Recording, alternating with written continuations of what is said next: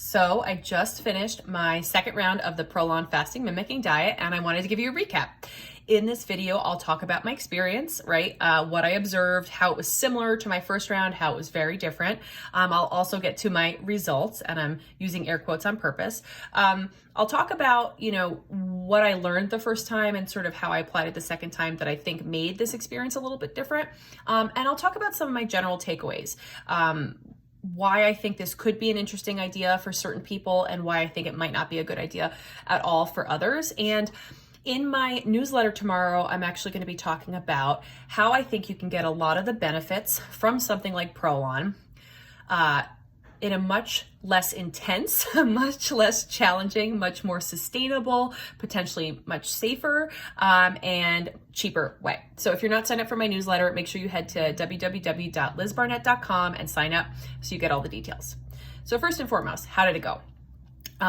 It went great. I think something I noticed both times were that I had a lot of energy during the day and I got pretty tired at night. And it was only at night that I got hungry. The first time around, I would say my energy was less consistent during the day. I remember days 1 and 5 being where I had a lot of energy, and that sort of middle few days were the most challenging.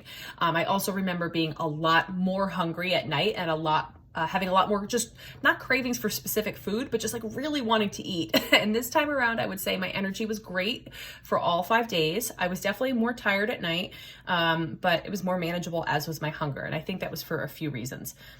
Anytime you do something, you choose to do something, especially that's challenging, if you repeat it, it could go either way, right? It could either be easier or it could be harder, because you know what to expect.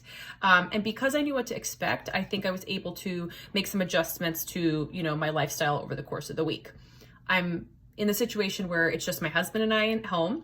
So, I don't have to wrangle, food for kids. I didn't have that added level of stress other than my work. I was able to kind of schedule more downtime for myself at the end of the day. And I think that's really important and helpful. Also, in our house, we don't really have junk food. Dave and I talked about, how he would eat during the week, since usually that's my job. And, it wasn't until the end of the week where he had been on Friday, actually, when he was cooking for himself every day. And then he said to me, can I order takeout tonight? And I was like, no, right? I have one more night left. Absolutely not. Because, to me, I knew that would be really tempting. So that's just sort of recommendation. If you choose to do something like this, to the best of your ability, right? Make sure you have a conversation with your partner, your spouse, your roommate, your kids, if they're old enough to understand, what you're doing and why, and see if you can take some of the responsibility off of yourself. If it is normally your responsibility to, in particular, prepare food for the family, but just really anything, right? I really tried to schedule my clients and work so that I would be kind of done by like 4 o'clock and, could relax and just sort of chill out. The second time around, my energy was great during the day. And then, at night when I got a little bit more tired and I got more hungry. Something that I personally observe when I do this, and I wear an Oura ring that tracks my sleep, my deep sleep, my REM sleep, and my total sleep. I didn't sleep great during this, and I've heard people sleep awesome. For me, I didn't. I think that has to do with sort of my blood sugar trying to regulate. Also reminding myself that fasting is a stress to the body. So, my stress hormones might have been a little bit off. In fact, high adrenaline might be why I had so much energy during the day. I don't know that. And I'll kind of talk back to sort of results and metrics and how you kind of don't 100% know what's going on. Just something to be aware of. People respond to fasting differently beyond the sort of normal, like groggy, lightheaded, fatigued, hungry, whatever. I was wearing a continuous glucose monitor, so I know my blood sugar was stable. The first couple of days, it did drop pretty low toward the evening, but honestly, I didn't feel it. I only just knew it because I was checking. So if you're a diabetic or if you have any blood sugar issues, you 100% need to make sure you speak with your healthcare practitioner and perhaps be monitored while you're doing this. Other than that, I felt fine. So it was definitely, I wouldn't say it was easy, but again, I felt like it was a good challenge. And I think that's another important thing to remember, right? I am a strong believer in the fact, life throws us so many challenges. Sometimes it's good when you have the opportunity to pick a challenge, right? To take on that challenge, to sort of show yourself what you're capable of, to show yourself that you're strong and that you can do this, so that when you do kind of come across one of those unexpected challenges, you have maybe a little bit more perspective, a little bit more resilience. I think anytime you do something like this, outside of the 5 days is still really important, right? How you prepare and how you finish. And ProLon does recommend that the day after you have a transition day, right? You eat mostly plant-based, you eat lighter, and you're just really cognizant of that.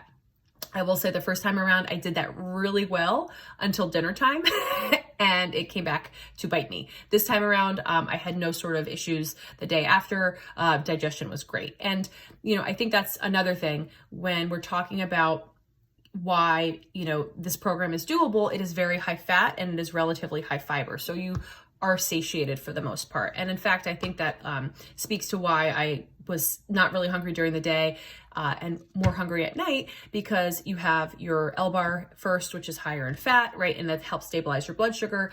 And when you have the soups, which are very low calorie, relatively compared to everything else, higher carbs and low fat, it's about 25 grams of carbs and super low fat. That's when my blood sugar spiked and fell. And that's when I found myself tired after that. So even just this as an experiment to sort of see how that applies to like your regular diet and what you eat on a normal basis, right? I already know from trial and error that eating super high carb, certainly processed carb, and certainly foods that are just carbohydrate dense and not having an appropriate balance of fat and protein, that doesn't do great for me and my energy level. So I think it was a great experiment in that way. Other takeaways, I think another reason that maybe I wasn't that hungry was because you're not supposed to do exercise. You're not supposed to do intense exercise because this is a lower calorie, restricted calorie plan, but also because there are certain pathways that we're trying to enhance and other ones that we're trying to avoid. And exercise sets off one of those pathways, mTOR, that we're trying to avoid for this time period. To reiterate, it's not that mTOR is bad all the time, but for the purpose of this 5 days, we are trying to avoid it. And again, just having the higher doses of healthy fat helped keep my blood sugar generally more stable.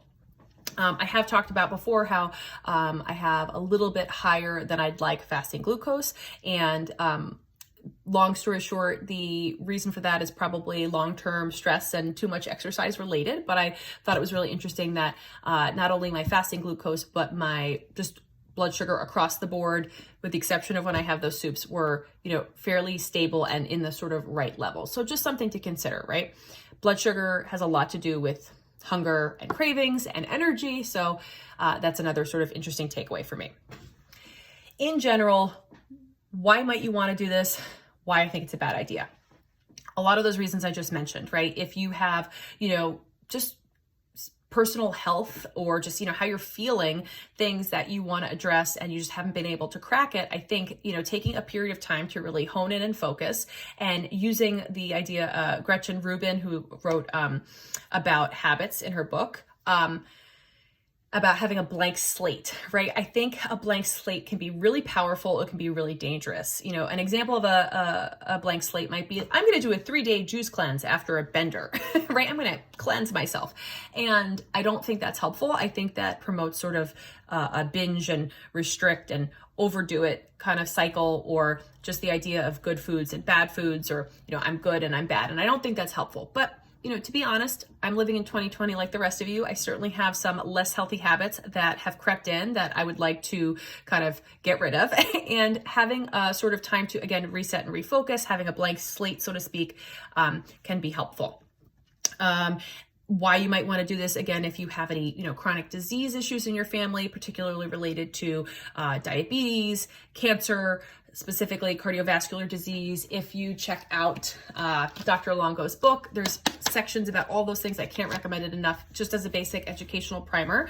Those are good reasons that you might want to do this. I do highly recommend, working with a health coach or your healthcare practitioner while you do this. In terms of both results and both reasons not to do this, okay? What you're probably sitting here wondering if I'm going to talk about if I lost any weight. And again, this is not meant to be a weight loss program. However, calories in versus calories out is 100% a real thing. You can't have meaningful, sustainable weight loss without it, but it does not exist in a vacuum. So if you're eating less calories than you normally do, specifically a lot less calories than you normally do, for a certain period of time, you're gonna lose weight. The first time I did this, I lost about 7 pounds over 5 days. I lost also all the muscle in my legs and my arms that I could speak of, right? I absolutely noticed a difference. I unfortunately did not take body composition measurements, and I haven't yet been able to teach Dave how to use body fat calipers. So I don't actually have those measurements, unfortunately, but maybe I'll try to do them before the next round because I think that would be super interesting. But how my clothes fit, that was different as well. Now, I lost another 5 pounds when I did it this round, but here's something I want you to consider. Whether or not that weight stays off. I definitely gained some of the weight back in between. I definitely also gained some of my muscle back in between. The clinical suggestion to do this program is 3 consecutive rounds. So 3 months in a row, you do it for 5 days. And that's the basis from which ProLon kind of gets their potential health benefits, right? Things in terms of like your health and longevity.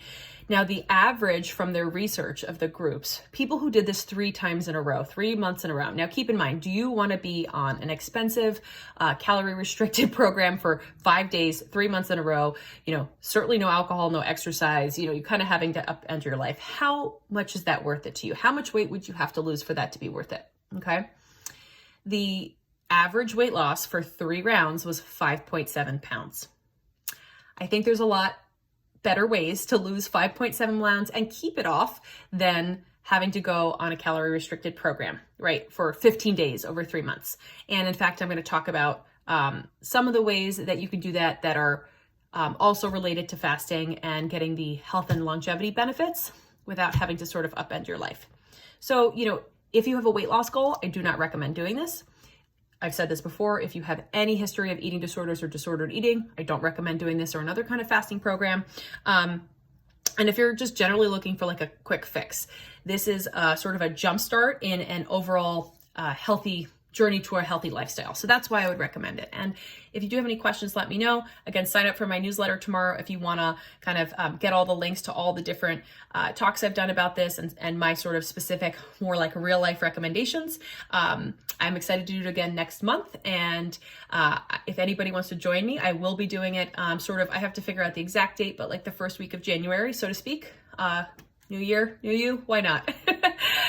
If you have any questions, let me know. And until next time.